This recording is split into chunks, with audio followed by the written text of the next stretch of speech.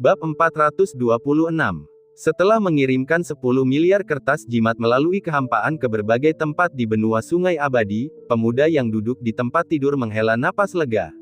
Aku Wu Chang'an, bukan, aku sekarang Wu Tao. Aku, Wu Tao, memiliki 11 miliar klon yang tersebar di seluruh benua ini, masing-masing dengan aura, penampilan, dan garis keturunan yang sama persis denganku. Mari kita lihat siapa yang bisa membedakannya. Sekalipun seseorang dengan penglihatan surgawi memburuku, mereka mungkin dapat membunuh satu dari diriku, tetapi dapatkah mereka membunuh 11 miliar dari diriku?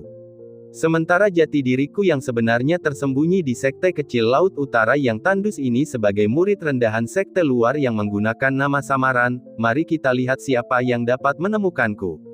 Hahaha, memikirkan rencana yang sangat jitu ini, bahkan orang yang berhati-hati seperti Wu Chang'an pun tidak dapat menahan tawa terbahak-bahak. Tepat pada saat itu, teriakan Yun Wu datang dari luar. Adik Wu Tao, sekte ini memiliki adik junior baru yang akan tinggal bersamamu. Baiklah, tak masalah. Wu Tao menanggapi dan pergi menyambut mereka. Tepat saat dia berjalan menuju pintu, dia bertabrakan dengan dua orang yang datang tanpa persiapan. Wu Chang'an mendongak. Dia membeku. Senyum di wajahnya pun langsung membeku. Wajah jahat Yi Feng membesar di pupil matanya. Ses. Tatapan ini secara langsung membuat jiwa Wu Chang'an melayang, dan seluruh tubuhnya tidak bisa menahan gemetar. Orang ini, bagaimana dia menemukan tempat ini? Ketakutan menyebar di hati Wu Chang'an, dan perasaan krisis yang kuat membuat pori-porinya berdiri. Namun, saat Wu Chang'an terpaku di sana, Yi Feng berjalan mendekatinya sambil tersenyum. Dia mengulurkan telapak tangannya. Saudara Wu Tao, senang bertemu dengan Anda. Senyum ini membuat kulit kepala Wu Chang'an geli. Senyum yang sangat menyeramkan. Seolah memberitahunya, kau tak bisa lepas dari telapak tanganku. Ya, orang ini sungguh menakutkan. Dia tidak pernah membayangkan bahwa 11 miliar formasi hantu yang mengganggunya dapat dilihat oleh orang ini dengan sekali pandang, yang kemudian melintasi jutaan mil untuk menemukan jati dirinya yang sebenarnya. Kekuatan mengerikan semacam ini benar-benar melampaui imajinasi Wu Chang'an. Apa yang harus dilakukan? Apa yang harus dilakukan? Bola mata Wu Chang'an berputar. Terobosan frontal tidak mungkin dilakukan. Sepertinya dia hanya bisa melarikan diri menggunakan susunan teleportasi yang telah disiapkan. Memikirkan hal ini, Wu Chang'an menghela napas. Untungnya, selain formasi ilusi 11 miliar klon, ia juga punya rencana lain.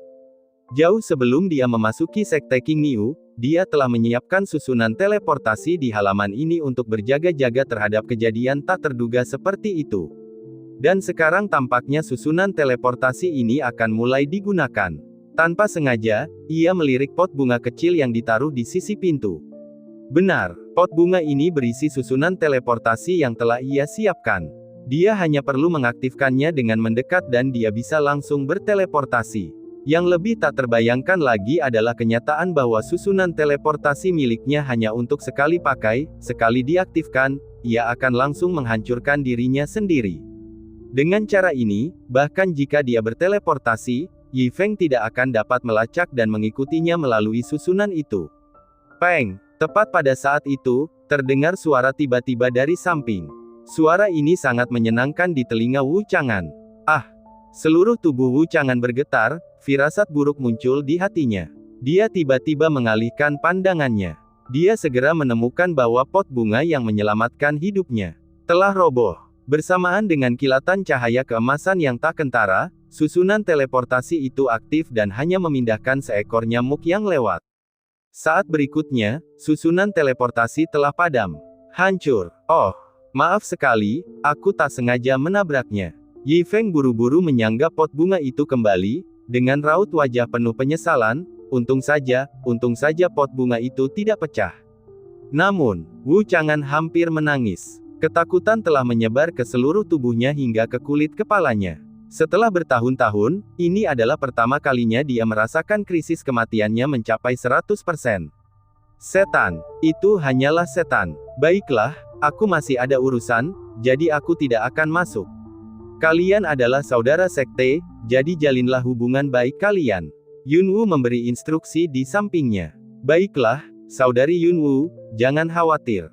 Aku akan menjaga hubungan baik dengan saudara Wu Tao, kata Yi Feng sambil tersenyum. Kalimat ini terngiang di telinga Wu Chang'an, membuat giginya bergemeretak keras. Siapa yang ingin menjalin hubungan dengan Anda?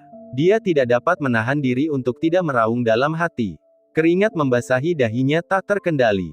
Tidak, saya tidak bisa menyerah. Akhirnya aku berhasil bertahan hidup selama 20 tahun di dunia ini, jika aku bertahan 10.000 tahun lagi aku bisa menjadi tak terkalahkan. Aku benar-benar tidak bisa menyerah begitu saja. Karena orang ini tidak langsung membunuhku, apapun alasannya, ini akan menjadi kesempatanku, apapun yang terjadi.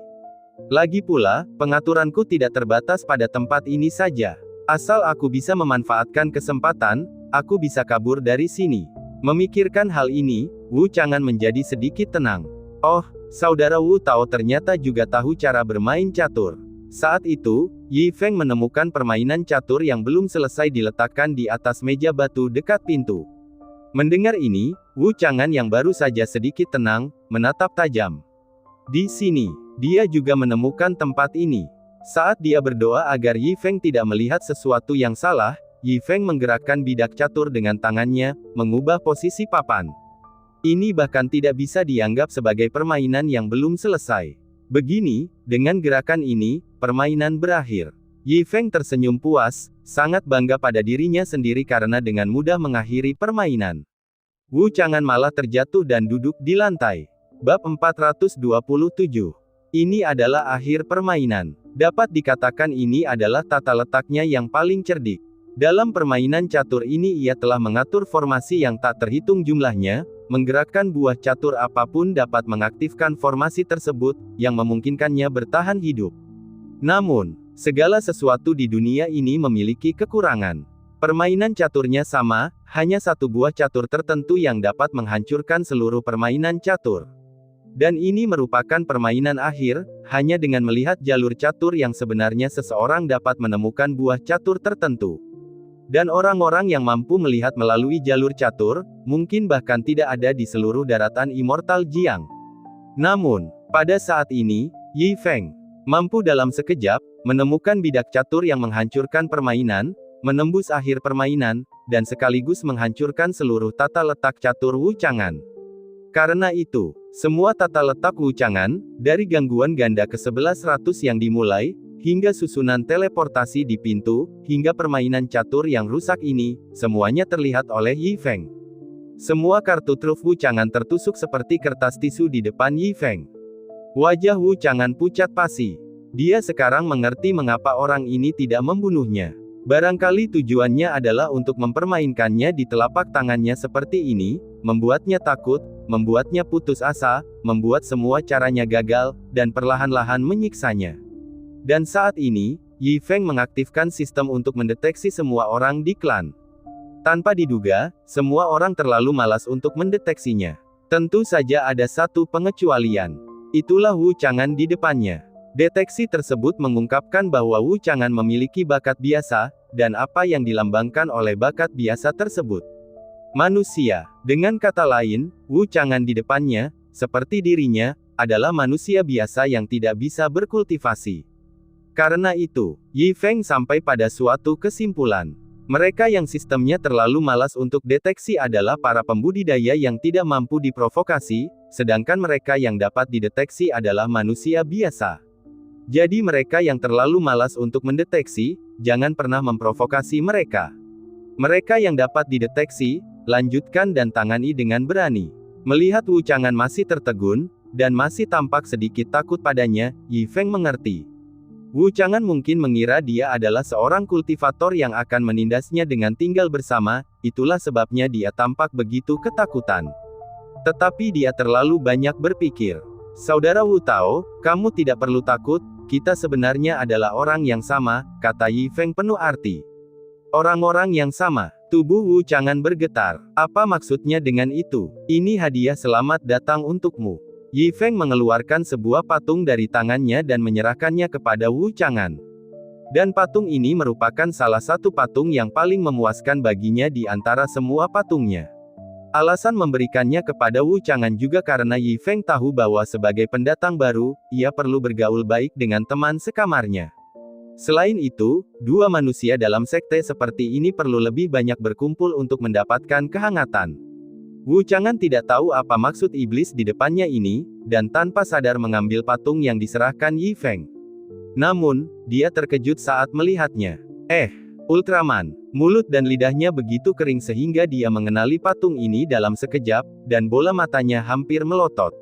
Mengapa? Mengapa dia bisa melihat ukiran Ultraman di dunia yang berbeda ini? Tiba-tiba, dia tiba-tiba teringat apa yang baru saja dikatakan Yi Feng. Kami adalah tipe orang yang sama. Apaan nih? Ketika memikirkan hal ini, seluruh tubuh Wu Chang'an bergetar hebat. Itu berarti, monster di depannya berasal dari tempat yang sama dengannya. Mengetahui berita ini, Wu Chang'an tidak tahu apakah harus senang atau sedih. Barangkali di masa lalu, bila melihat orang sekota, matanya akan berkaca-kaca, tetapi di hadapan keperkasaan orang ini, mustahil ia bisa berkaca-kaca. Lagi pula, dia masih belum bisa menebak tujuan sebenarnya orang ini. Dia tidak membunuhnya, tetapi dia datang untuk memberitahunya dengan tindakannya bahwa tidak ada jalan keluar dari telapak tangannya, dan semua caranya hanyalah gelembung di matanya.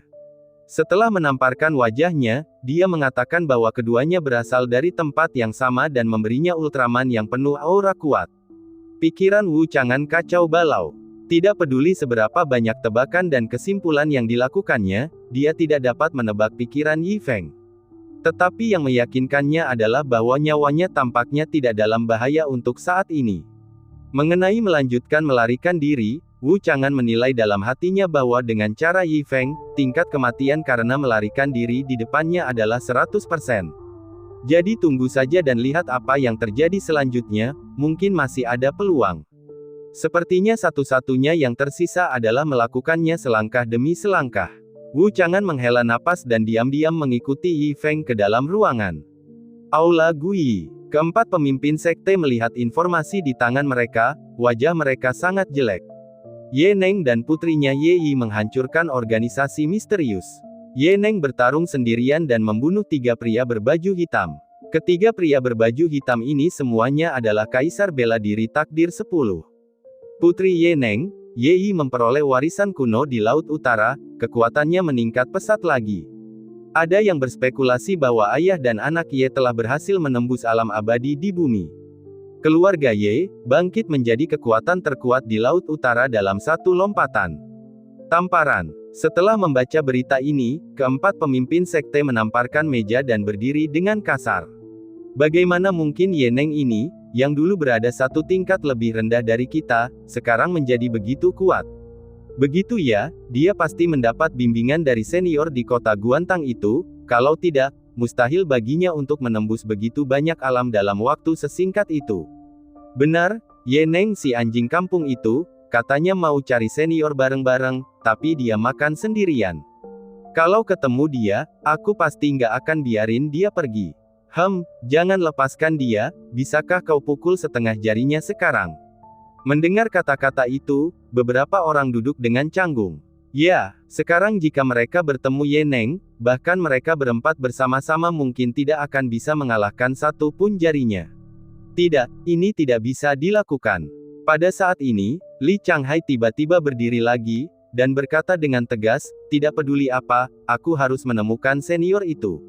Benar, kita harus bisa menemukan senior itu, mengapa Ye Neng harus mendapatkan kesempatan itu dan bukan kita? Liu Gu juga angkat bicara. Baiklah, mari kita bertindak bersama. Selama beberapa saat, mereka mengambil keputusan dengan penuh tekad. Terakhir, menjelaskan pengaturan deteksi sistem jika ada yang tidak mengerti. Setelah pemutahiran sistem menjadi terlalu malas untuk mendeteksi sampah di bawah immortal. Hanya immortal dan di atasnya yang akan menunjukkan hasil deteksi. Immortal level rendah adalah sampah subbab 428. Suara mendesing. Pada saat ini, aura yang kuat muncul di aula besar tempat keempat orang itu berkumpul. Merasakan aura ini, semua orang menatap tajam ke arah Jian Hengtian di satu sisi. Jian Hengtian, kamu. Liu Gu tiba-tiba berdiri dan melotot ke arah Jian Hengtian. Kau benar-benar akan menerobos lagi. Apa sebenarnya yang terjadi? Li Changhai juga dipenuhi rasa tidak percaya. Bukankah kamu baru saja menerobos beberapa hari yang lalu? Mungkinkah kamu menekannya lagi setelah beberapa hari yang lalu? Yun Tiankong berkata dengan heran. Namun, dia segera menyadari ada yang salah dan berseru, beberapa hari yang lalu kamu berhasil menembus peringkat ke-8. Sekarang auramu hampir menembus peringkat ke-9. Retakan. Begitu Yun Tianlong mengatakan ini, suasana di aula hampir meledak. 3 pasang mata menatap tajam ke arah Jian Hengtian, membuatnya merasa tidak nyaman. Wajah Jian Hengtian jelek. Dia berpikir dalam hati bahwa ini tidak baik, dia hampir tidak mampu lagi menekan tingkat kultivasinya. Hehe, iya, aku hampir menembus peringkat ke-9. Ucapnya canggung, tidak berani menatap mereka. Kalau saja mereka tahu Jian Hengtian memanfaatkan kesempatan itu sendirian sambil menyadari adanya pertanda keberuntungan, mungkin ketiga orang ini akan menghajarnya dengan kasar. Kamu benar-benar berhasil menembus peringkat ke-9 lagi. Apa sebenarnya yang terjadi padamu? Benar sekali, hanya dalam beberapa hari saja kamu berhasil menembus peringkat atas. Apa yang kamu sembunyikan dari kami? Kau bisa bilang kau jenius sekali dalam 10.000 tahun, tapi bagaimana mungkin kau, seorang pria tua yang setengah jalan ke dalam tanah, bisa menembus seluruh alam hanya dalam beberapa hari? Katakanlah, apa sebenarnya yang sedang terjadi? Ketiganya menatap Jian Hengtian dan terus-menerus meneriakkan pertanyaan. Mereka hampir menghunus pedang. Jika Jian Hengtian tidak memberikan penjelasan, mereka akan menggunakan kekerasan. Aku bilang, aku mendapatkan warisan dari senior sekteku, Kaisar Pedang. Jian Hengtian memutar matanya dan dengan cepat menjelaskan. Seniormu paling-paling hanya seorang martial emperor tingkat ke-10, hanya seorang abadi biasa. Bagaimana warisannya bisa begitu menakjubkan sehingga kamu, seseorang yang butuh ratusan tahun untuk naik dari tingkat ke-6 ke tingkat ke-7, berhasil naik dari martial emperor tingkat ke-7 ke martial emperor tingkat ke-9 hanya dalam beberapa hari? Liu Gu membalas dengan tajam. Benar sekali, jangan perlakukan kami seperti orang bodoh. Yun Tianlong menimpali. Aduh, tapi pernahkah kau mempertimbangkan sudah berapa tahun ia mencapai alam abadi? Jian Hengtian memutar matanya dan tanpa malu-malu menyombongkan diri, hanya karena jalan menuju keabadian terputus saat itu, seorang jenius tak tertandingi seperti dia menjadi terbatas. Kalau tidak, dia pasti sudah menjadi dewa surgawi atau bahkan dewa emas sejak lama. Mendengar ini, ketiganya saling bertukar pandang. Itu mungkin saja. Bagaimanapun, Kaisar Pedang dikenal sebagai jenius nomor 1 di Laut Utara dalam 100.000 tahun terakhir. Tebak Yun Tianlong. Baru setelah Yun Tianlong mengatakan ini, mereka mengangguk setuju. Memang, Jian Hengtian selalu bersama mereka, jadi tidak ada yang tidak mereka ketahui. Baginya untuk bisa menerobos terus-menerus seperti ini mungkin satu-satunya penjelasan yang masuk akal. Maaf karena mencurigaimu. Selamat, teruslah maju dan raih kesuksesan. Baiklah, cepatlah dan raih prestasi. Di masa depan, saat kau menjadi yang terkuat, kau harus membantu kami dengan berbagai hal. Ketiganya segera mengubah sikap mereka dan memberi selamat kepada Jian Hengtian. Akan tetapi, nada bicara mereka dipenuhi dengan kecemburuan dan kedengkian yang mendalam. Diperbarui dari gewebfile.com. Mengapa tidak ada satupun sekte mereka yang memiliki nenek moyang yang begitu hebat? Menyebalkan sekali. Hari itu, seberkas cahaya melintas di langit. Zhu Xiguang dari sekte Qingniu yang bergengsi turun dari langit dan tiba di luar halaman Yi Feng dan Wu. Sekarang dengan dua orang biasa ini, sekte Qingniu miliknya kebetulan memiliki 100 anggota, cukup baginya untuk menangani pemeriksaan keanggotaan sekte dalam sebulan. Hanya karena dia, sang pemimpin sekte yang terhormat, secara pribadi turun gunung untuk menunggu di kota Bayer, dia berhasil memikat kedua orang bodoh yang tampaknya orang luar ini. Tetapi sebelum pemeriksaan sekte, dia harus menenangkan dua orang biasa ini dan sama sekali tidak boleh membiarkan mereka melarikan diri. Jadi, pemimpin sekte Zhu secara pribadi datang berkunjung hari ini. Ketika Zhu Xiguang mendarat, Wu segera berlari keluar dan dengan riang berteriak, "Salam, Guru." "Wu, apa yang kamu lakukan di sini?" Zhu Xiguang bertanya dengan suara berat sambil meletakkan kedua tangannya di belakang punggungnya. "Melapor kepada guru, saya di sini untuk belajar catur dari saudara muda Yi Feng." Wu berkata dengan riang, saudara muda Yi Feng sangat hebat dalam bermain catur. "Sangat bagus. Zhu Xiguang tersenyum. Ini akan membantunya menjaga kedua orang biasa ini di sini dengan lebih baik. Zhu Xiguang melangkah memasuki halaman kecil itu dengan sikap bak seorang atasan. Pemimpin sekte, Yi Feng berdiri dan menangkupkan tinjunya. Baiklah. Zhu Xiguang melambaikan tangannya. Wajahnya penuh keagungan saat dia berkata, bagaimana rasanya tinggal di sini? Itu luar biasa. Yi Feng tersenyum. Bagus, bagus. Tapi hanya kalian berdua orang biasa di seluruh sekte ini. Kalian berdua harus rukun. Zhu Xiguang menegur dengan anggun. Yakinlah, pemimpin sekte. Kita sangat akrab. Yi Feng menatap Wu Chang'an di sampingnya dan bertanya sambil tersenyum, benar, saudara Wu Tao. Melihat ini, Wu Chang'an yang sedang meringkuk di sudut tempat tidur, menggigil dan dengan cepat menganggukkan kepalanya. Ya, sangat bagus. Tetapi setelah mengatakan ini, dia hampir menangis. Tinggal bersama Yi Feng siang dan malam beberapa hari terakhir ini, dia merasa seperti menjadi gila. Tekanan kematian selalu menghantuinya, menguras pikiran dan jiwanya. Saat itu, kulitnya pucat, rambutnya acak-acakan. Ia tampak seperti baru saja keluar dari siksaan brutal di penjara. Bab 429. Bagus sekali, kata Zhu Xiguang setuju, sambil berdiri dengan kedua tangan di belakang punggungnya, setiap gerakan memperlihatkan sikapnya yang berwibawa. Kemudian dia berkata dengan sungguh-sungguh kepada kedua orang itu, meskipun kalian hanya murid biasa, janganlah kalian berkecil hati. Kamu harus memiliki pola pikir yang tenang dan membumi, jangan menjadi tidak sabar setelah memasuki sekte dan berpikir untuk berkultivasi ke alam tertentu. Kamu perlu melangkah selangkah demi selangkah. Singkatnya, tidak ada yang bisa terburu-buru. Khususnya kamu, pendatang baru, apakah kamu mendengarnya? Dia menatap ke arah Yi Feng sembari berbicara. Ya, Yi Feng mengangguk. Bagus. Zhu Xiguang mengangguk puas dan berkata, tapi jangan khawatir, karena kamu sudah naik gunung, aku pasti akan mengajarimu beberapa keterampilan. Bahkan jika Anda tidak memiliki bakat, sekte King Niu saya dapat dengan mudah mematahkan tradisi ini. Bagaimanapun, sekte King Niu saya memiliki sejarah panjang dan latar belakang yang mendalam. Saat berbicara mengenai hal ini, Zhu Xiguang melambaikan tangannya dengan megah. Dahulu kala, leluhur tua sekte King Niuku adalah seorang ahli bela diri yang hebat. Dia terkenal sejauh ratusan mil. Meskipun sekarang dia telah gugur, dia meninggalkan sejumlah besar sumber daya dan warisan yang tak terhitung jumlahnya untuk sekte King Niuku. Asalkan kamu menenangkan pikiran dan berkultivasi dengan baik, siapa tahu warisan besar itu akan jatuh kepadamu di masa mendatang. Usai bicara, melihat anggukan kepala beberapa orang, Zhu Xiguang menyunggingkan senyum puas, sambil berpikir dalam hati, setelah ceramahnya, kedua manusia fana ini mungkin tidak akan lari. Bagus. Ketua sekte ini sebaiknya pamit dulu.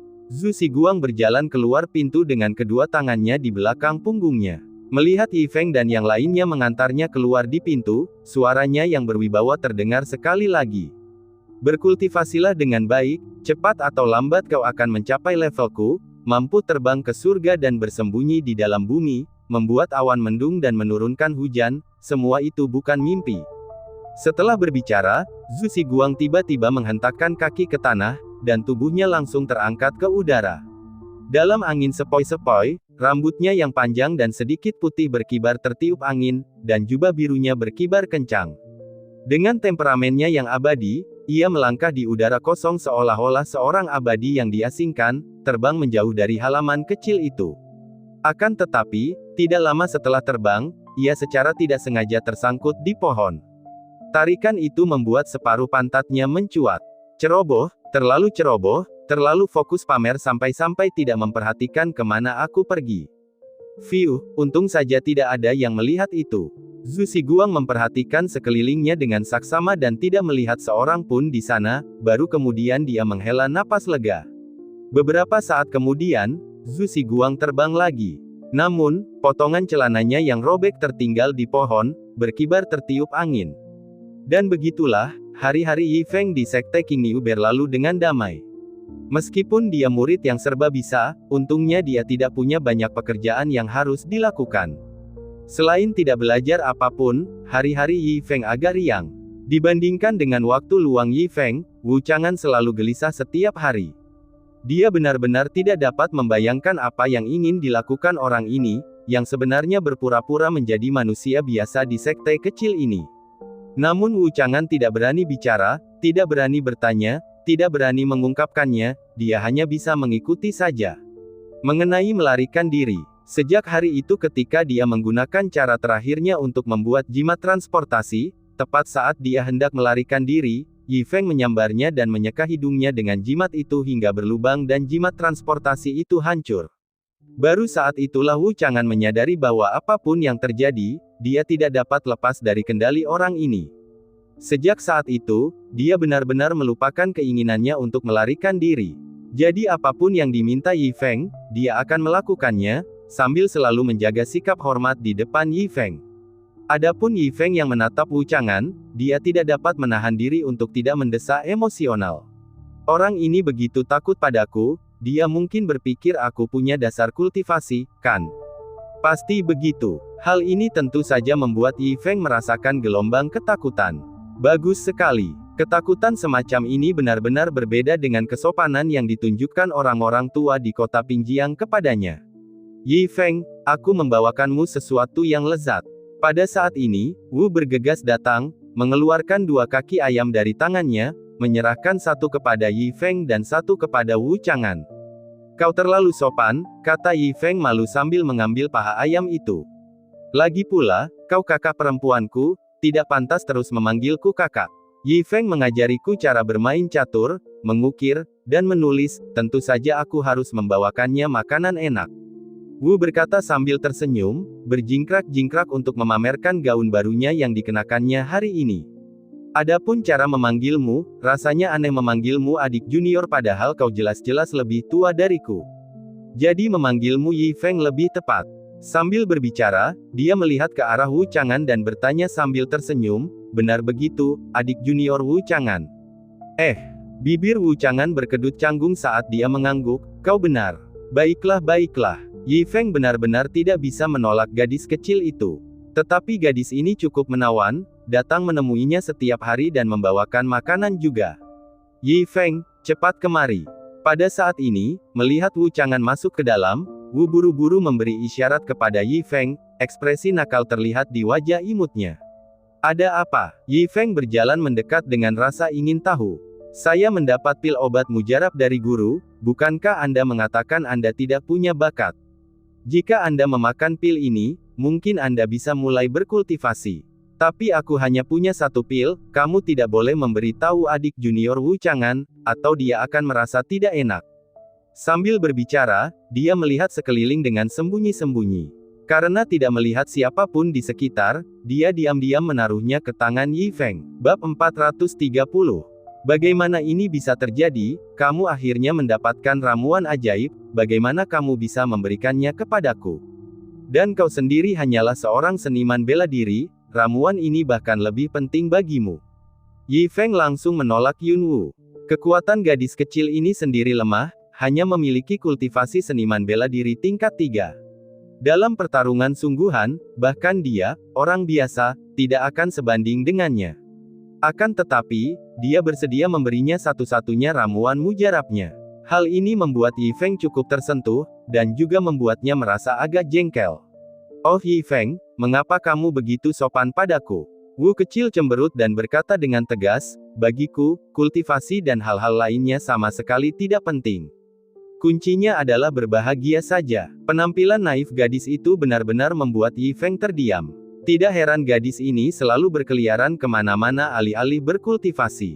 Ternyata dia tidak punya niat untuk berkultivasi sama sekali.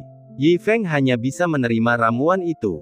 Cepatlah makan, kata Wu kecil sambil mengedipkan matanya yang besar. Baiklah. Karena dia sudah menerimanya, Yi Feng tidak bermaksud berdiri dalam upacara saja. Lagi pula, dia juga punya antisipasi. Bagaimana jika setelah meminum ramuan ini, dia bisa mulai berkultivasi? Sekalipun hanya sedikit, itu tetap merupakan awal yang baik. Langsung, dia menelannya. Apakah rasanya enak? Wu kecil bertanya dengan mata terbelalak. Melihat tatapan penuh harap dari Little Wu, Yi Feng mengangguk mantap dan berkata, rasanya enak. Namun diam-diam, wajahnya dipenuhi dengan kepahitan. Makanan ini bahkan lebih tidak enak daripada makanan anjing di rumahnya. Dia berkata begitu hanya karena dia tak tega mengecewakan Wu kecil. Kalau begitu cepatlah dan duduklah untuk bermeditasi. Cobalah untuk merasakan khasiat obat dalam ramuan itu. Mungkin itu akan sangat bermanfaat bagimu, desak Wu kecil. Baiklah. Yi Feng mengangguk penuh semangat, lalu duduk untuk bermeditasi. Setelah menghela napas, dia berpose tenang. Namun setelah setengah jam berlalu, pantat Yi Feng menjadi mati rasa tanpa dia merasakan apapun. Mendesah. Sepertinya aku benar-benar tidak berguna. Yi Feng tidak bisa menahan diri untuk tidak mendesah. Bahkan ramuan ajaib tidak berpengaruh padanya. Dia benar-benar tidak berguna. Merasa putus asa, dia menggelengkan kepalanya. Namun, Wu Chang'an yang baru saja keluar ruangan tersandung dan jatuh ketika mendengar kata-kata Yi Feng. Jangan berkecil hati, Yi Feng. Ini bukan masalah besar, kata Wu kecil lembut, mencoba menghiburnya. Anda benar-benar memiliki pola pikir yang terbuka. Yi Feng tidak bisa menahan tawa. Gadis riang ini sungguh sangat menyenangkan. Oh ya, aku berencana untuk pulang sebentar. Yi Feng, ikut aku dan makan di rumahku, ya. Kata Wu kecil dengan lembut. Kedengarannya bagus. Karena dia tidak ada pekerjaan lain selain menyapu lantai, dan sangat bosan, Yi Feng pun langsung setuju. Wu Tao, kamu juga harus ikut. Wu kecil pun menoleh ke arah Wu Tao. Wu Tao dengan gugup melirik Yi Feng. Mari kita pergi bersama, saudara Wu Tao, kata Yi Feng sambil tersenyum. Senyum Yi Feng yang menindas membuat Wu Tao tidak punya keberanian untuk menolak, jadi dia buru-buru setuju. Mereka bertiga segera meninggalkan sekte King Niu. Wu kecil, di mana rumahmu? Yi Feng tak dapat menahan diri untuk bertanya. Ada di kota Bayer, kata Wu kecil riang, jelas gembira karena bisa pulang. Lebih dari 100 mil jauhnya. Itu cukup jauh. Yi Feng mengerutkan kening. Akan lebih mudah membunuhnya daripada membuatnya berjalan lebih dari 100 mil. Sebenarnya aku punya tunggangan yang bisa membawa kita ke kota Bayer dengan sangat cepat, tapi kau tidak boleh memberi tahu siapapun tentang tungganganku. Yi Feng memutuskan sebaiknya ia membawa Slow keluar. Bagaimanapun, gadis yang naif dan menyenangkan ini jelas tidak punya niat jahat. Adapun Wu Tao, setelah berinteraksi dengannya sekian lama, dia tampak takut setengah mati terhadap Yi Feng, yang jelas-jelas seorang pria jujur yang juga tidak akan menimbulkan masalah. Oh, benar-benar, kalau begitu cepatlah dan keluarkan, Yi Feng. Aku ingin melihat, kata Wu kecil penuh harap. Yi Feng tersenyum. Lalu dengan jentikan telapak tangannya, seekor siput besar muncul dari udara tipis. Wow, siput yang lucu. Melihat siput itu, mata Little Wu berbinar dan dia bergegas menuju Slow, mengamatinya dengan hati-hati. Lucu sekali. Bagaimana kamu bisa begitu imut? Setelah membelai kepala Slow, Wu kecil tak dapat menahan diri untuk berkata. Slow tampak amat menikmati belayan Little Wu, mengusap-usap kepalanya ke telapak tangannya. Yi Feng, lihat, dia tampaknya sangat menyukaiku, kata Wu kecil dengan gembira, matanya terbuka lebar. Tentu saja dia menyukaimu. Silakan naik ke atasnya, kata Yi Feng sambil tertawa. Saat Wu kecil naik ke punggung Slow, Yi Feng juga ikut naik, lalu melihat ke arah Wu Tao. Namun dia mendapati Wu Tao tengah duduk di tanah, memeluk pohon dan seluruh tubuhnya gemetar. Mendesah. Orang biasa tetaplah orang biasa. Dia mungkin belum pernah melihat siput sebesar itu sebelumnya. Yi Feng menghela napas, lalu berseru, saudara Wu Tao, jangan takut. Cepatlah naik. Aku rasa aku tidak akan melakukannya, terima kasih. Kaki Wu Tao gemetar. Saat siput ini muncul, dia samar-samar merasakan kehadirannya yang mengerikan. Jika siput itu menyerangnya, ancaman kematiannya akan menjadi 10.000%. Dan dia juga menyadari bahwa benda yang menutupi langit di Laut Utara beberapa hari yang lalu adalah makhluk ini. Jangan khawatir, lanjutkan saja, Yi Feng meyakinkan. Oh oke. Wu Tao tidak berani menolak Yi Feng dan dengan gemetar naik ke punggung Slow. Slow merangkak, bergerak dengan kecepatan 40 hingga 50 meter, mengobrol dan tertawa sepanjang jalan ke kota Bayer. Setelah lebih dari 1 jam, mereka tiba di gerbang kota Bayer. Putriku, lihat, itu senior. Pada saat ini, 2 garis cahaya melesat melintasi langit. Pria terkemuka itu berteriak dengan penuh semangat. Benar-benar senior. Cepat, mari kita sambut dia. Keduanya langsung turun ke tanah. Mereka adalah bintang yang sedang naik daun, ayah dan anak perempuan Ye Neng dan Ye Yi. Salam, Tuan, keduanya menahan aura mereka dan menyapa Yi Feng. Oh, kalian berdua. Kebetulan sekali, kata Yi Feng sambil tertawa, juga tidak menyangka akan bertemu dengan pasangan ayah dan anak di sini. Bolehkah saya bertanya kemana Tuan pergi? Ye Neng bertanya dengan hormat. Aku akan pergi ke rumah teman untuk makan malam santai. Yi Feng tersenyum, lalu memperkenalkan Little Wu dan Wu Chang'an. Salam Nona Wu, salam Tuan Muda Wu. Begitu melihat mereka adalah teman-teman Yi Feng, Ye Neng dan Ye Yi bergegas menyapa mereka dengan sopan. Dan merasakan aura Wu Chang'an yang tak terduga, Ye Neng dan Ye Yi juga tak kuasa menahan rasa takjub. Seperti yang diduga, semua orang di samping Tuan adalah orang-orang luar biasa. Wah, cantik sekali kakak perempuanmu. Saat itu, melihat Ye Yi, Wu kecil pun berkata dengan gembira, Kakak, apakah kamu dan ayahmu mau datang ke rumahku untuk makan bersama? Oh, Ye Yi dan ayahnya ingin menerimanya. Tetapi karena Yi Feng belum berbicara, mereka sama sekali tidak berani setuju, jadi mereka memandang ke arah Yi Feng. Karena Little Wu mengundangmu, mari kita pergi bersama. Semakin banyak semakin meriah, Yi Feng tertawa. Hebat, hebat. Ye Yi dan ayahnya langsung tersenyum lebar. Bab 431. Yun Wu hanyalah keluarga biasa. Orang tuanya menjalankan bisnis kecil di kota Bayer. Mereka adalah orang-orang yang sangat baik. Ketika mereka mengetahui bahwa Yi Feng dan yang lainnya adalah teman-teman Yun Wu, mereka menyapa mereka dengan sangat sopan. Kalian duduklah di sini, aku akan segera menyiapkan makanan untuk kalian. Ibu Yun tersenyum dan menghentikan kegiatannya untuk mulai memasak. Bibi, jangan terlalu kaku. Yi Feng segera berdiri dan bertanya, Bibi, kalau kamu butuh bantuan, beritahu saja aku. Aku akan membantumu. Oh sayang, kenapa kau begitu sopan? Bagaimana mungkin aku membiarkanmu melakukan itu? Ibu Yun tertawa cepat. Tidak masalah, biar aku saja yang mencuci sayuran ini. Yi Feng langsung maju dan mulai mengulurkan tangan. Karena pertemuan yang harmonis ini, dia sangat menikmatinya. Selain itu, seseorang tidak bisa hanya makan makanan, seseorang harus berpartisipasi. Tuan ini benar-benar telah mencapai alam kembalinya kesederhanaan. Saya khawatir kondisi pikiran ini adalah sesuatu yang mungkin tidak akan pernah kita capai dalam hidup kita. Melihat kejadian itu, Ye Neng yang ada di sampingnya pun menegur putrinya, Ye Yi. Benar sekali, siapa yang menyangka kalau orang yang sedang mencuci sayur di sana punya kekuatan yang bisa mengguncang laut utara hanya dengan hentakan kakinya.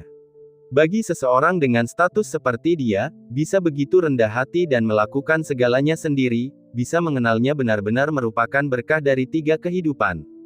Ye Yi menatap Yi Feng dengan mata penuh semangat.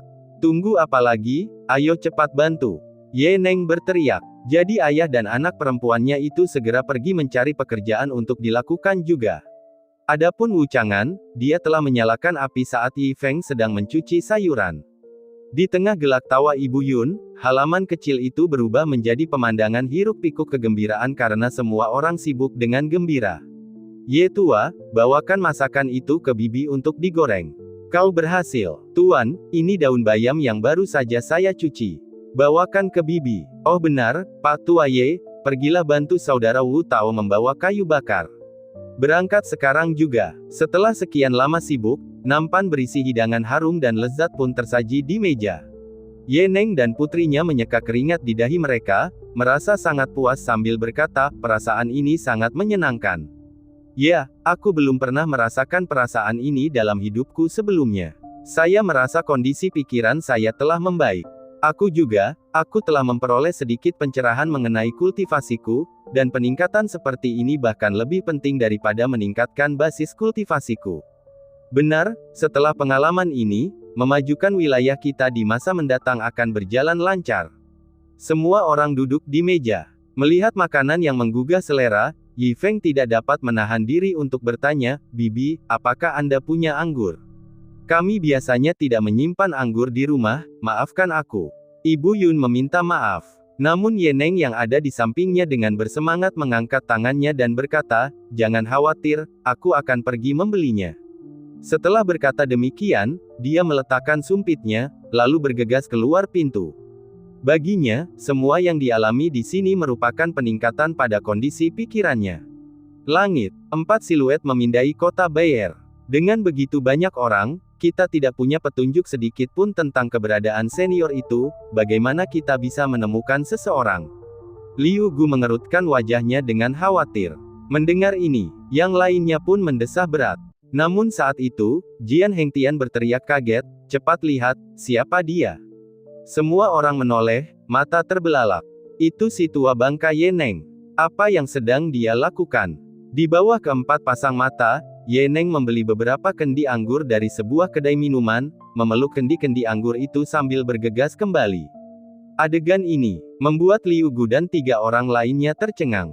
Seorang kaisar bela diri tingkat ke-10, yang sudah menjadi manusia abadi, benar-benar berlari ke pasar fana untuk membeli anggur. Terutama penampilannya yang tergesa-gesa itu, bagaikan pedagang kaki 5, yang sama sekali tidak memiliki aura seorang pakar top.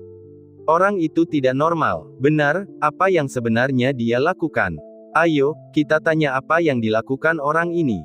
Keempatnya terbang, mendarat, dan kemudian menghalangi jalan Ye Neng. Tuan Ye, lama tidak bertemu.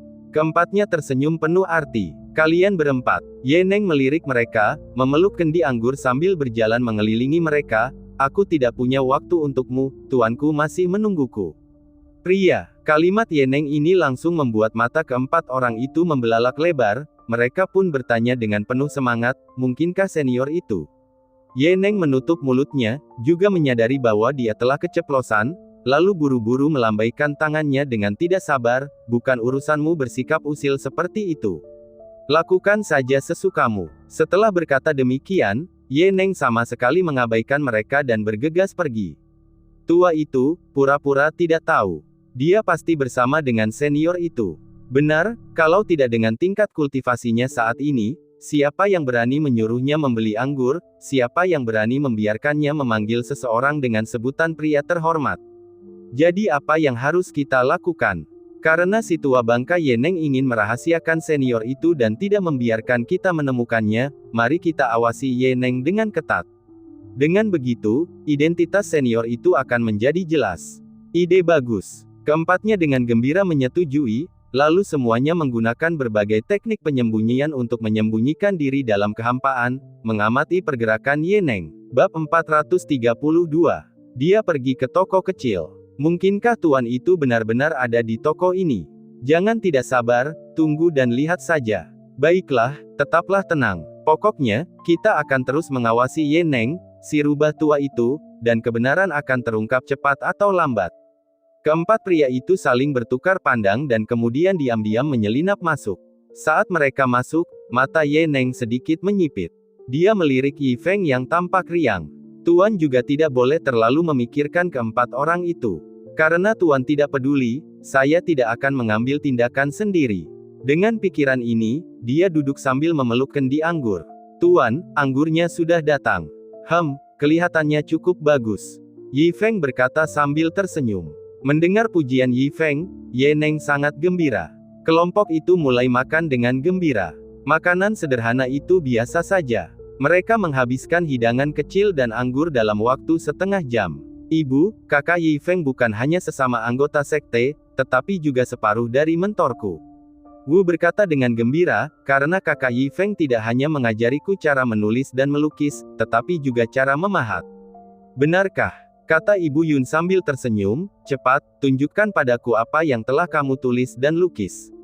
Baiklah, biar aku yang menemukannya. Wu berkata dengan gembira dan mulai mengobrak-abrik tasnya. Mendengar percakapan ibu dan anak itu, Ye Neng menyenggol Ye Yi. Saya bilang nona muda ini berbakat dalam seni bela diri dan seni rupa, bagaimana dia bisa begitu dekat dengan Tuan? Ternyata dia telah mendapatkan hati Tuan. Ingat, kita harus mendapatkan kepercayaan dari wanita muda ini. Ye Neng menginstruksikan dengan suara rendah. Mengerti, Ye Yi mengangguk dengan sungguh-sungguh, dengan rasa iri yang besar di matanya. Namun, dia masih bertanya dengan suara rendah, namun, nona muda ini sama sekali tidak tampak istimewa, bakatnya juga tampak sangat biasa. Mengapa dia bisa mendapatkan perhatian Tuan?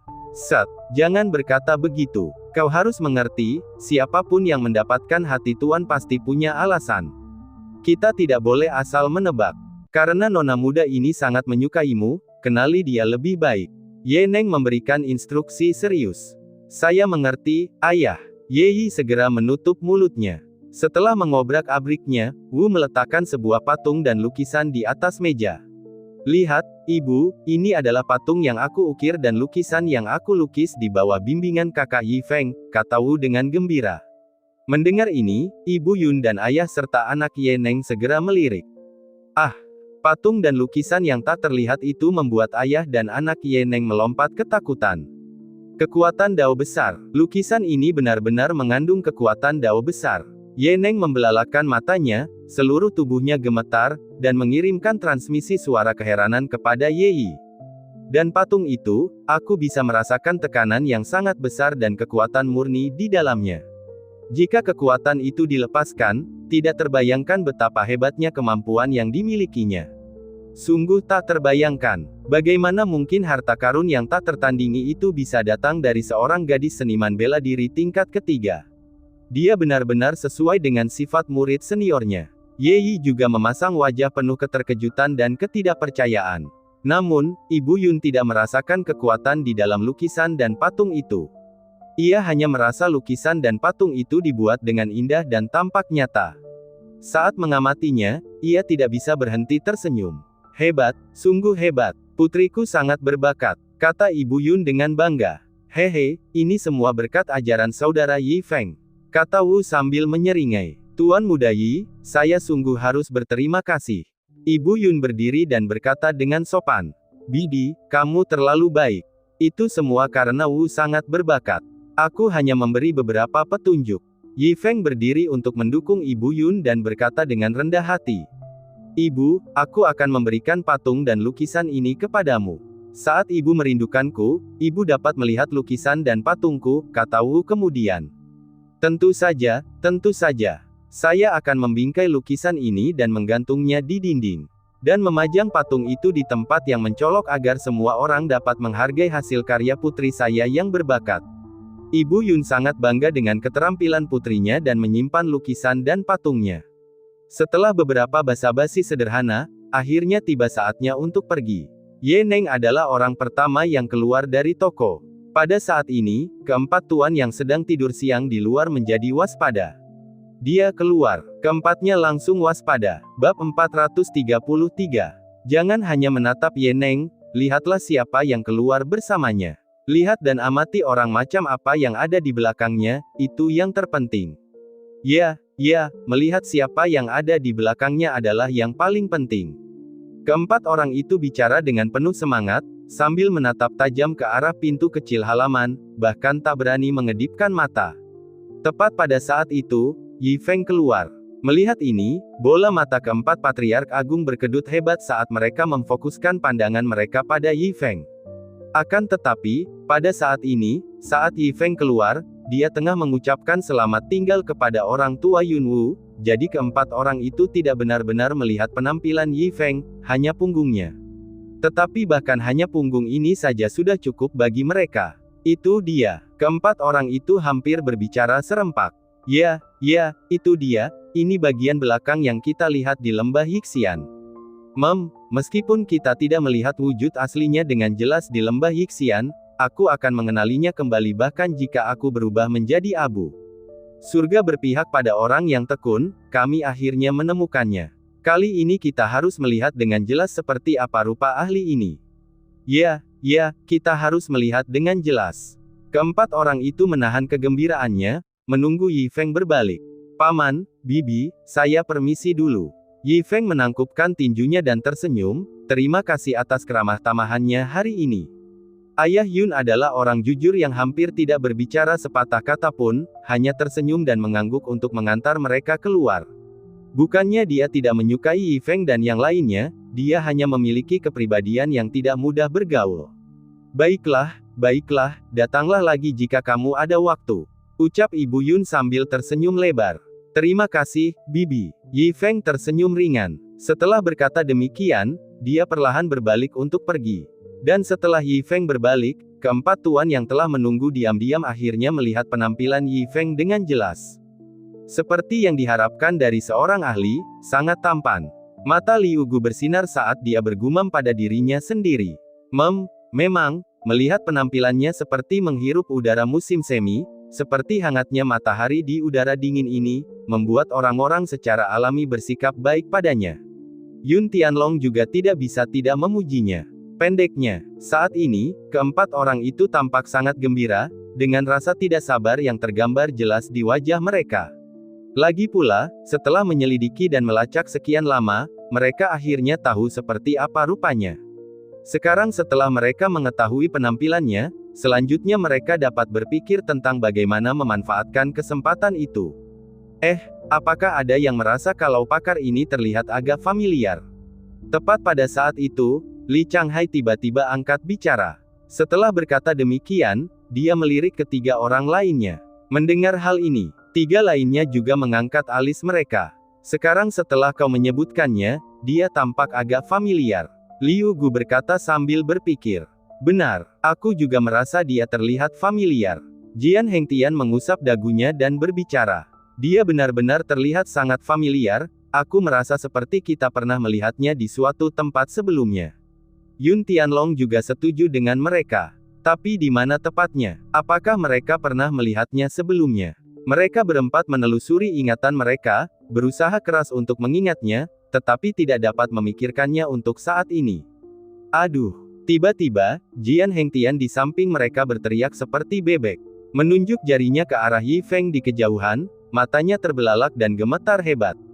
Aku tahu, aku tahu siapa dia, tahu di mana aku pernah melihatnya sebelumnya. Jian Hengtian tergagap, dan pada saat ini seluruh tubuhnya gemetar. Yang lebih mengejutkan ketiga orang lainnya adalah ketika Jian Hengtian benar-benar mulai menangis dan terus-menerus menamparkan wajahnya sendiri. Di mana kamu melihatnya sebelumnya? Cepat katakan. Lagi pula, kau tidak perlu bersikap seperti ini, kan? Benar sekali, kamu adalah seorang pemimpin sekte, tidak bisakah kamu tetap tenang? Kami telah mencarinya begitu lama akhir-akhir ini, bahkan jika kami pernah melihatnya sebelumnya dan tidak mengenalinya, itu bisa dimengerti bukan?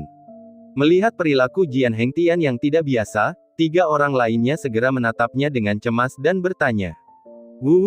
Guantang, kota Guantang.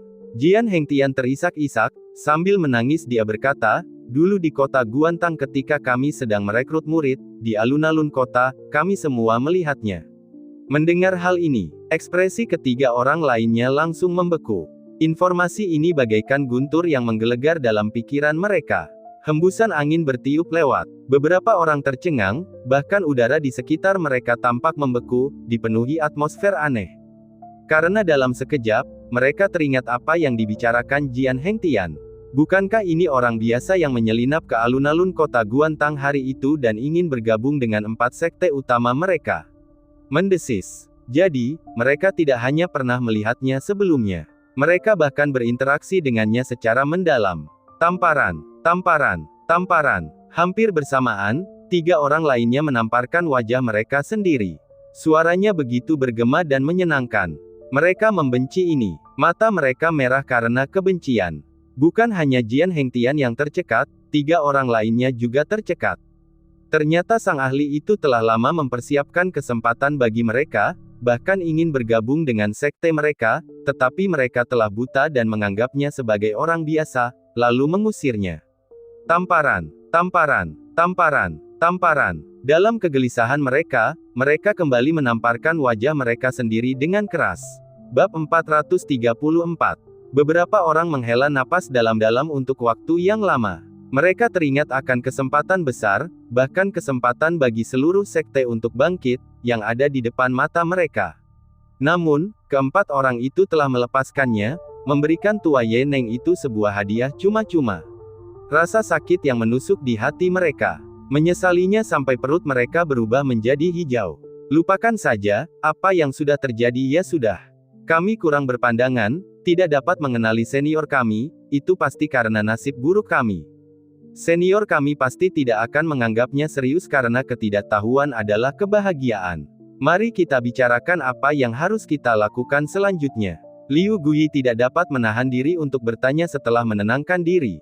Baiklah, pikirkanlah sesuatu. Bagaimana kita bisa mendekatinya? Tanya Li Changhai. Saya pikir tidak perlu terburu-buru.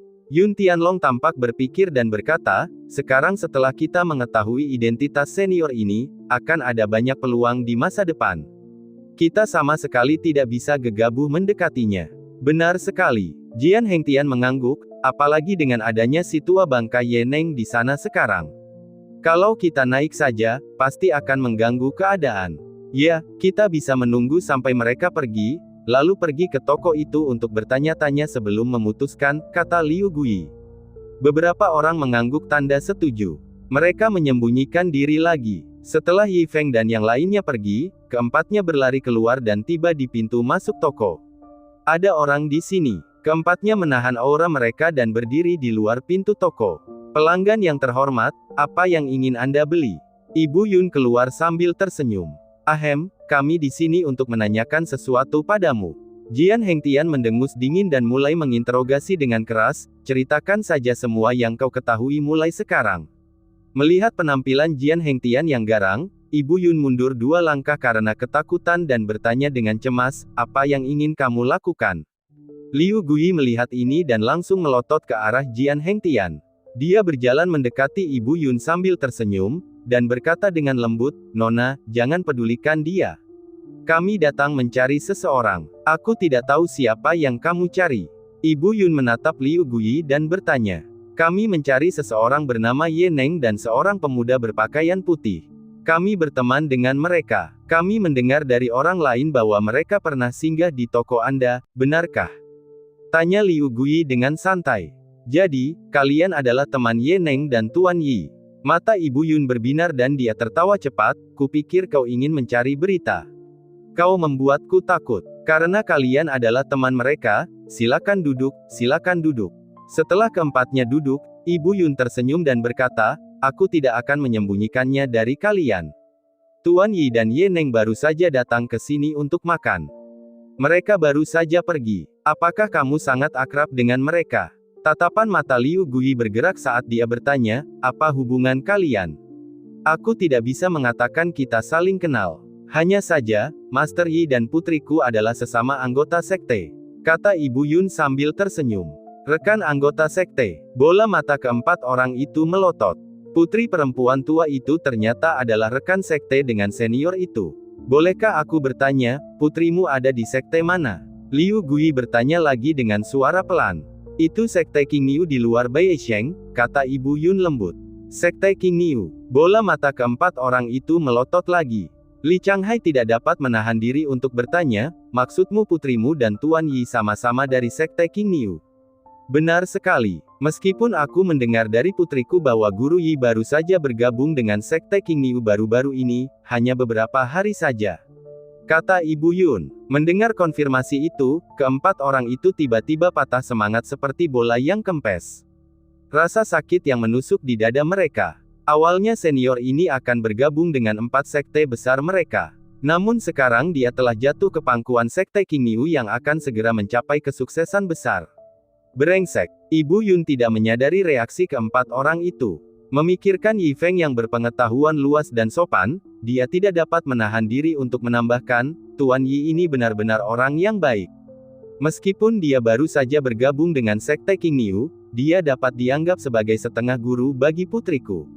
Oh, kenapa kamu berkata begitu? Keempatnya segera bertanya. Lihat saja ke sana. Ibu Yun menunjuk ke lukisan dan pahatan berbingkai rumit di dinding. Dengan bangga ia berkata, Guru Yi mengajari putriku melukis dan memahat itu. Mendengar ini, kaki keempatnya membeku di lantai. Tatapan mereka beralih ke lukisan dan patung itu, mata mereka melotot, menatap tajam ke arah mereka. Reaksi pertama mata mereka adalah memperlihatkan warna yang penuh. Kultivasi seluruh tubuh mereka tanpa sadar melonjak maju. Tepat ketika suasana tegang, transmisi suara dingin Liu Gui terdengar di telinga mereka. Pertimbangkan konsekuensinya sebelum bertindak. Saya hanya mengingatkan Anda, pikiran lain sebaiknya disingkirkan. Kata-kata itu bagaikan seember air dingin yang disiramkan ke atas mereka, langsung menghilangkan prasangka mereka. Lupakan saja, dadaku sakit. Kamu bertanya, aku akan keluar untuk mencari kedamaian dan ketenangan. Li Changhai berjalan keluar pintu, wajahnya pucat pasi. Dadaku juga sakit. Aku ingin keluar mencari udara dingin. Yun Tianlong juga sama kesalnya, wajahnya berubah. Dadaku juga sakit. Jian Hengtian memegangi dadanya, menghela napas panjang penuh penyesalan sebelum pergi. Liu Gui penuh dengan senyum pahit. Siapa bilang dadanya tidak sakit? Lukisan dan patung itu seharusnya termasuk dalam 4 sekte besar mereka. Sekarang mereka ditempatkan di toko kecil sekuler ini.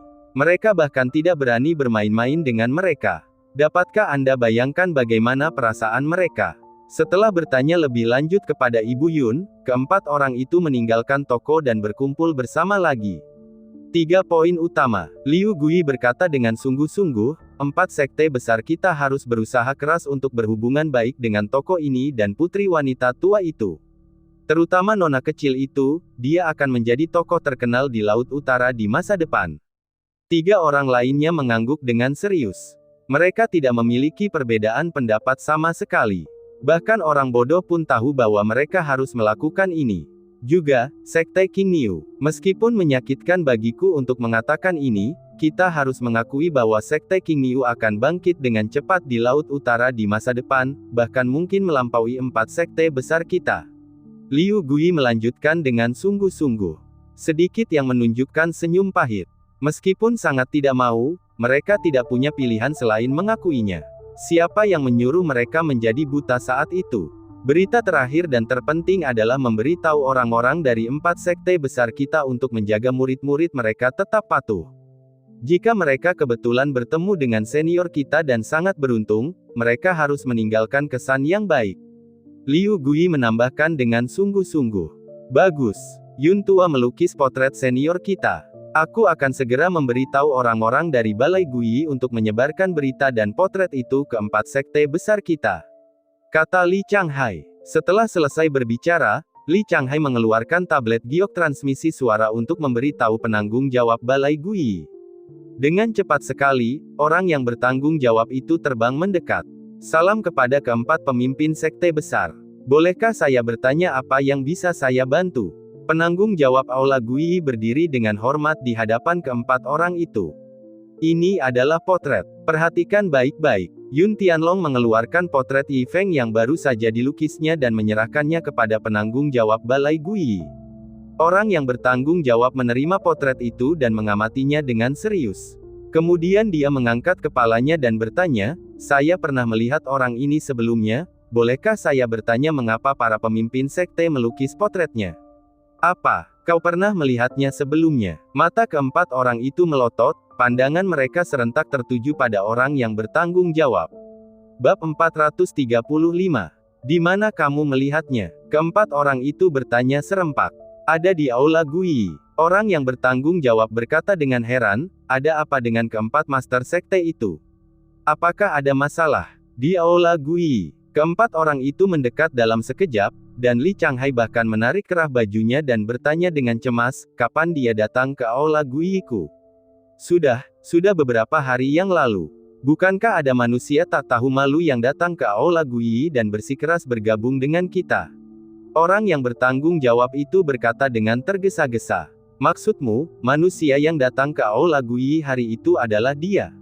Keempatnya melotot dan bertanya, ya, itu dia. Aku tidak akan salah mengenalinya. Orang yang bertanggung jawab itu mengangguk cepat dan berkata, pada saat itu, keempat master sekte juga ada di sana. Saya meminta pendapat Anda dan Anda mengatakan untuk mengusirnya. Jadi saya mengusirnya sesuai dengan instruksi Anda. Setelah mendengar ini, keempatnya tercengang pada saat itu. Ternyata, senior ini tidak hanya memberi mereka kesempatan. Jian Hengtian terjatuh ke tanah sambil mengeluarkan bunyi plop. Bahkan saat itu ia mengaku akan menamparkan manusia fana ini sampai mati. Engah. Sementara 3 orang lainnya menyemburkan darah lama di tempat itu. Lalu mereka menepuk pangkuan mereka dengan keras. Adegan ini membuat orang yang bertanggung jawab menjadi takut dan bertanya dengan cemas, 4 master sekte, ada apa denganmu? Mengapa kamu harus melakukan ini pada dirimu sendiri?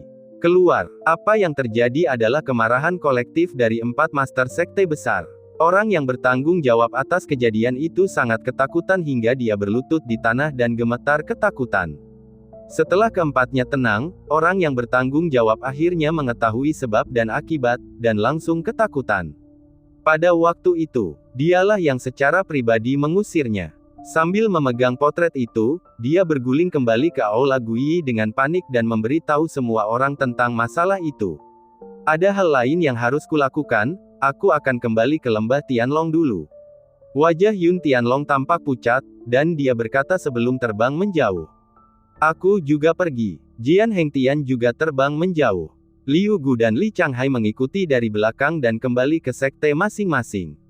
Namun, setelah keempatnya pergi, mereka mengeluarkan simbol giok transmisi dengan pemahaman diam-diam dan mengirimkan pesan ke sekte masing-masing. Segera siapkan beberapa pil tingkat kekaisaran, sekte, Sein, dan kaisar untukku dan kirimkan ke sekte King Niu. Kirimkan sejumlah pedang terbang, harta karun, dan harta karun semua tingkat milik sekte saya ke sekte King Niu.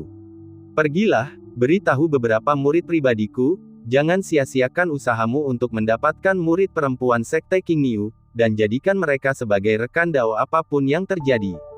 Segera kirimkan surat kepada sekte King Niu, yang menyatakan bahwa lembah Tai bersedia bersekutu dengan sekte King Niu. Apapun yang terjadi di masa mendatang, kita akan bersatu dan menyiapkan hadiah besar untuk menunjukkan ketulusanku. Setelah membuat pengaturan ini, keempat orang yang terbang menuju masing-masing sekte benar-benar berbalik ke arah yang sama dengan suara bulat. Aku tidak boleh membiarkan mereka memimpin. Dengan ide yang sama, keempatnya melangkah ke dalam kehampaan menuju arah yang sama. Hari berlalu dengan damai. Yi Feng berdiri dengan tangan di belakang punggungnya, menatap pegunungan yang jauh. Dalam setengah bulan lagi, aku seharusnya bisa mendapatkan token murid sekte ini. Memikirkan hal ini, dia ingin sekali mencobanya.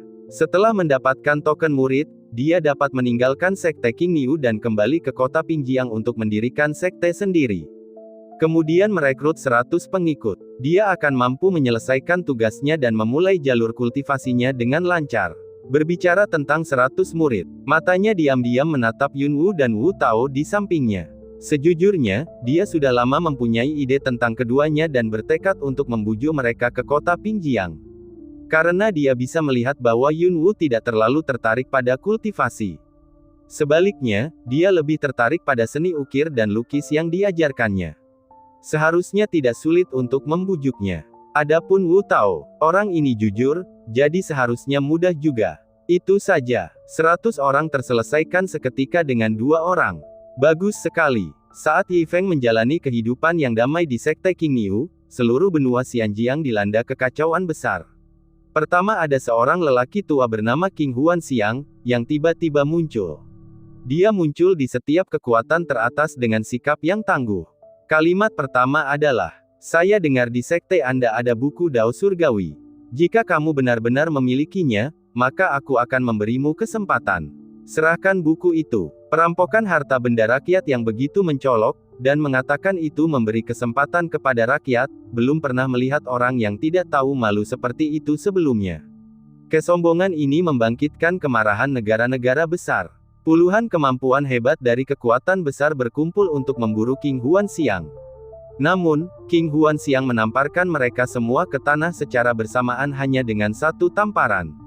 Namun, bayangan yang dilemparkan King Huan Xiang pada kekuatan besar di benua itu belum menghilang, dan seekor anjing, seekor beruang, seekor kelabang, dipimpin oleh seorang pria berjubah hitam, muncul secara horizontal di udara. Dimulai dari daerah Dongsheng, mereka menyapu hutan Xiao, gurun selatan, benua laut utara seperti belalang. Kemudian, mereka datang langsung ke Zhongzhou. Pada saat ini, Zhongzhou sedang mengadakan konferensi seni bela diri, dengan ratusan sekte berkumpul di sini. Bayangan menutupi langit. Mula-mula ada gabungan kelabang, beruang hitam, dan anjing, lalu seorang pria berpakaian hitam melangkah di udara. Disaksikan ratusan sekte, pria berpakaian hitam ini meletakkan tangannya di pinggulnya. Skull Lord ada di sini, serahkan semua binatang pelindung, binatang peliharaan aneh, dan binatang suci yang kalian miliki.